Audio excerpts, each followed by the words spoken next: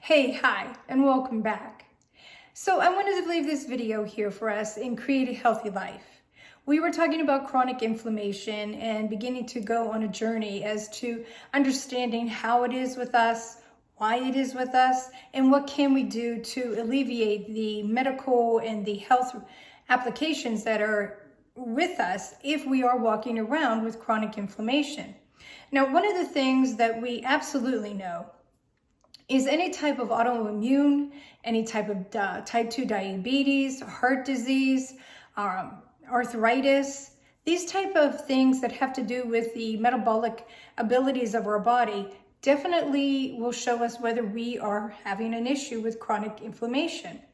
But that doesn't necessarily give us an idea as to whether we're having a problem like on a day-to-day basis. Surely you can go and you can have blood work pulled and the levels of different uric acids, different things in your body will tell the medical physician, alternative practitioner, that there is an indication that you are walking around with chronic inflammation. But I really got to tell you, on a day-to-day basis, we already know this because we show this metabolically through our life. We always think it's the people that are like in their 20s and their 17s and even pushing maybe 30s, but not too much with 30s. If you're with friends and you say like, oh, when I was 17, when I was 25, when I was 28, I could eat anything I wanted. Nothing bothered me. Didn't gain weight, didn't feel bad. And now that I'm in my 50s, 60s, and 70s, that's just not so. Well, that's exactly how it is. And one of the reasons is chronic inflammation. You see, our bodies will go ahead with us. They will accept the food intake that we do. They will accept the lack of sleep. They will accept the lack of activity. But while they're accepting that, they are also beginning to degrade. So what we could do, and when we were in our teens, 20s, and even into our 30s, there is no way that you get away with that in your 40s, 50s, 60s, and certainly not by your 70s or 80s. And in your 70s or 80s, this makes a huge difference as to where you reside. Do you reside independently? Do you reside with assistance? Do you reside with full care? So this is one of the reasons that I wanted to do this series, because right now, we still have an option as to how that all goes for us. And one of the ways that is beginning to understand what it is that is happening with us every day. A lot of times folks will feel that because they are in their 50s, 60s, and 70s, to have chronic pain, to have low flexibility, to have no motivation, you hear it all the time. It's like, well, that's just part of getting old. Okay, yes and no. To what degree that is part of getting old. The body certainly ages, but clear through our life, we have a say of how that goes. And one of those says that we have is clearing chronic inflammation out of our life. Is it our favorite thing to do? No, it's not. I'm not going to tell you that it is, because it isn't our favorite thing to do. It takes a lot of mental ability to come to the place where we say, I cannot do this. In other words, we always like to think that, oh, I could have this piece of cake, or I could have this bowl of pasta. I could have this, big celebratory wine fest, and I can get away with that. No, we can't. Not even in your 20s did you get away with that. There were certain clips onto your body that you put there because that was our choice. But as we age, those choices have to be focused on even more and more, because we need to help the body stay well. The body no longer is a given. It doesn't let us just say, well, you'll take care of this for me. It turns around and says, no, I'm sick and tired of you doing this to me, and I'm not going to work twice as hard to do this. And by the way, you don't have the energy to have me work twice as hard for this. So as we journey through this, what I do want you to appreciate or have an understanding of, even though I am telling you different daily food intakes that need to happen or not happen, even if I'm telling you daily activity things that have to happen, the choice is really yours. But I really do want to express to you that the choices that we are making decides really how the end of our life is.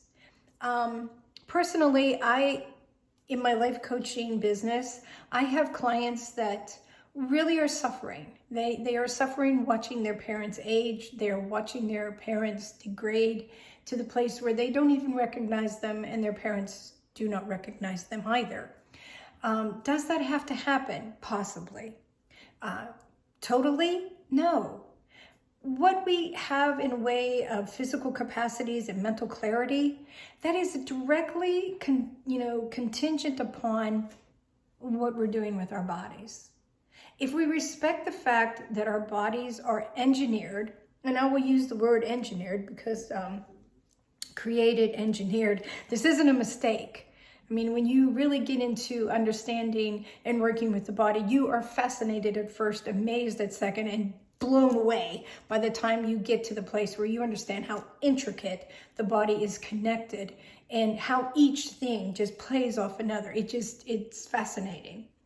So the thing about it is, without becoming so specific about that, we can just use common sense, and we can just look at the body and say, whether we have evolved to a certain place or not, we basically have within us the very core of what the body started out as. And that was something that wants to survive. That's the main purpose. It wants to survive. It does this through adaptation. It does this through mutation. It does this with whatever we are putting into our bodies and asking it to do, and how much care are we giving the body for what it does do. And that, in a nutshell, creates or does not create chronic inflammation. Now, that photo that I showed you of my client, and I spoke with her and said, would you terribly mind? I mean, this is the perfect pattern. I do have others that I will bring out later that folks have agreed for me to use, because there are different levels, and you can readily tell where somebody is in a lot of deep trouble with chronic inflammation if you do gua sha. So these horrifying pictures of gua sha where people are like, they're like bruised and there's these purple things and these red things. You don't have to go to that extreme. You can if you like, but you really don't have to go to that extreme. You can basically tell the pattern of the body as to what's happening. So what happened in that session is that I began to massage her. The butterfly pattern comes up. Years and years ago, I'm taught that the butterfly pattern means stop. That you are going too fast for this body. This body is like not going to do well with this. And so I said to her, well, instead of doing this, would you mind if I did a little gua sha? Because in years past, I went through gua sha training, and definitely there's a story that gua sha tells. This is a very ancient modality that Western medicine does not use, Western societies don't use, but Eastern societies, yeah, they depend upon it a lot, because it definitely tells you what this body is doing with a piece of jade stone. And I wish I had remembered to bring my jade stone. I'm going to have to remember props and things like this for these videos. But there's a pattern.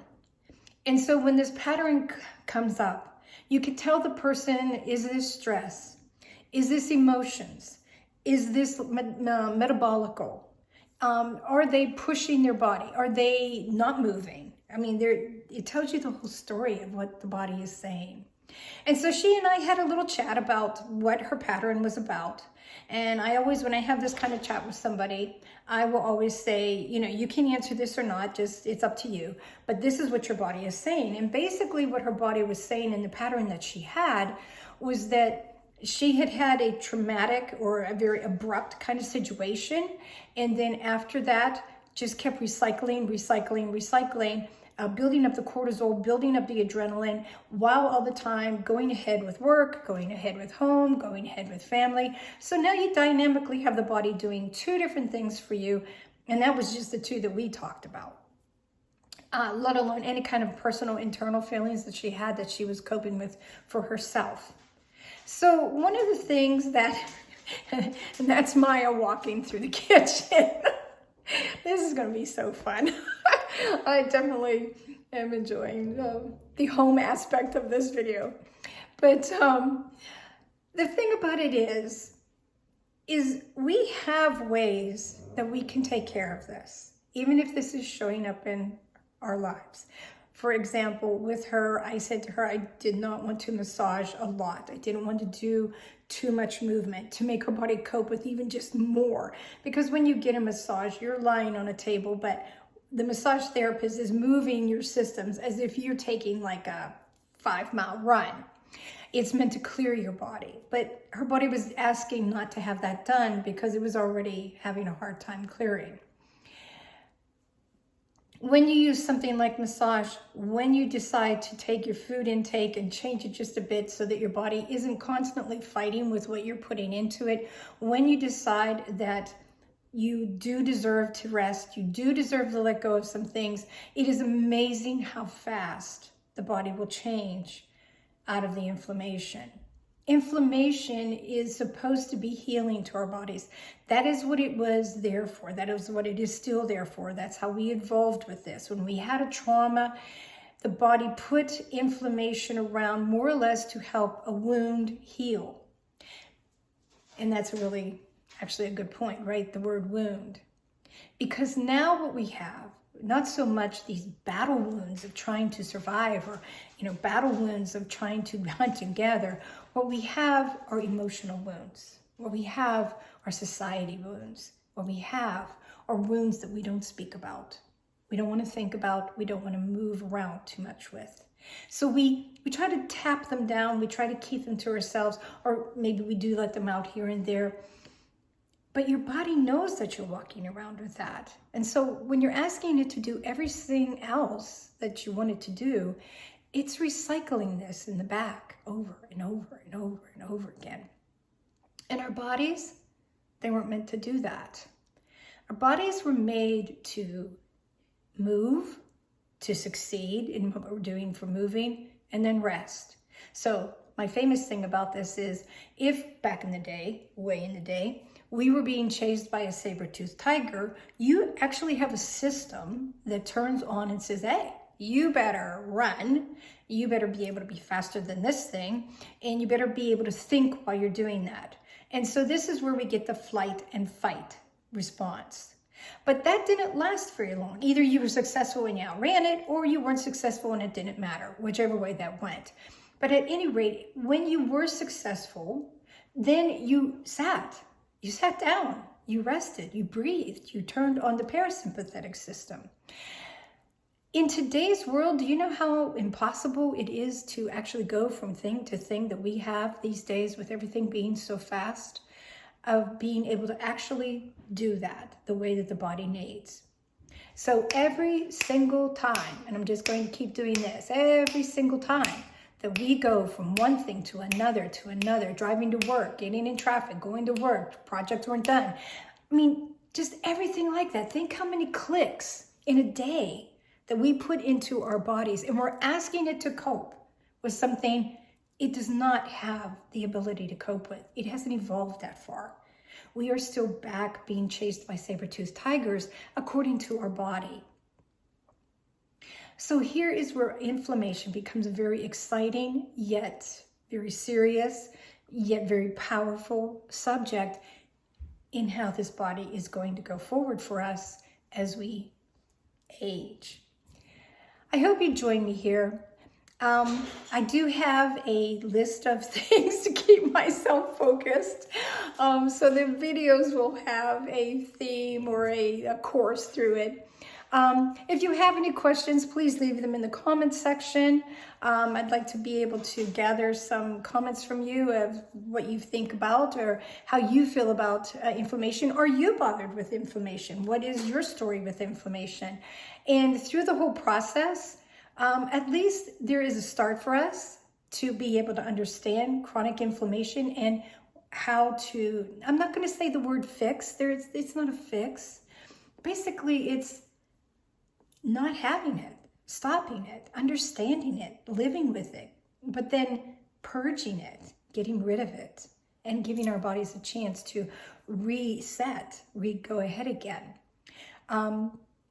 So as we go through that, what I'm hoping is that anyone here in the group or listening to this video on the channel says to their family member who has arthritis, type 2 diabetes, a lot of, brain fog. Brain fog's a big thing these days. And a lot of it has to do with inflammation, insomnia, bad sleeping patterns, anxiety. These are things that you can take right back through if you take it all the way down to the very nub, inflammation, chronic inflammation. And so possibly this is a little tiny step of reaching out to you, and then you reaching out to your family members, and them reaching out to their friends. And then here we have a whole different way of looking at chronic inflammation because we understand it and we know where we can go if we have questions. That's the most important thing. So, as I'm always going to say to you, thanks so much for being here with me. I really appreciate it. I hope you enjoyed this information today. If you did, please give it a like. Subscribe to the channel and hit that notification button so that you understand or know when I'm going to be loading up another video about things that we want to chat about. And it is my deepest wish that this is the beginning of a very long relationship together over many, many topics. But you have a great day out there because it's Wellness Today for a healthier tomorrow.